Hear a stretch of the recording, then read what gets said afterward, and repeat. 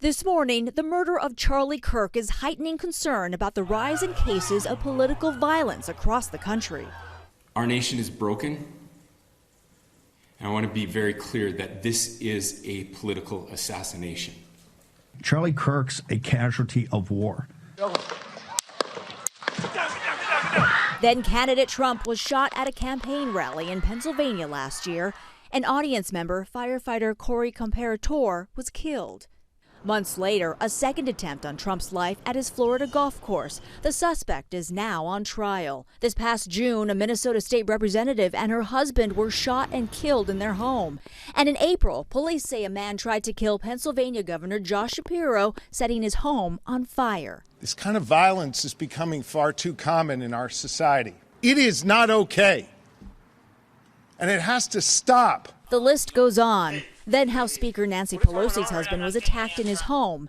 And years earlier, Congressman Steve Scalise was shot at a congressional baseball game. This year, threats against members of Congress are surging, with nearly 14,000 compared to 9,000 during all of last year.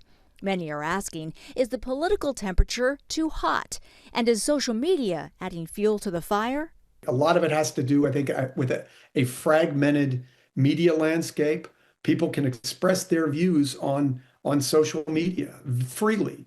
And I think that breeds a certain amount of incivility and division. Historian Mark Updegrove compares today's political divisions to the 1960s. The last time we saw a political climate that was as heated and divided as we're seeing today was the 1960s, a very tumultuous, tempestuous time in our history, where we saw the assassination of John F. Kennedy in 1963, Malcolm X in 1964, and Martin Luther King and Robert Kennedy in 1968. It shook this country to its very foundations.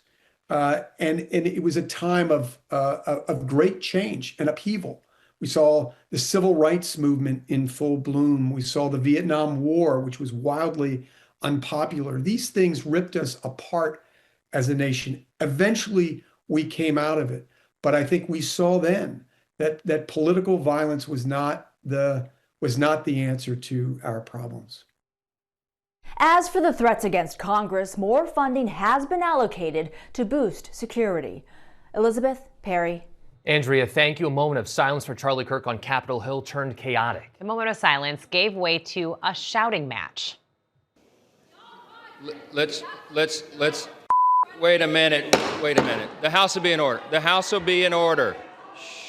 A Republican House member asked lawmakers to pray for Charlie Kirk. Democrats then demanded prayers for the victims of yesterday's school shooting in Colorado. One Democrat shouting, "Pass some gun laws."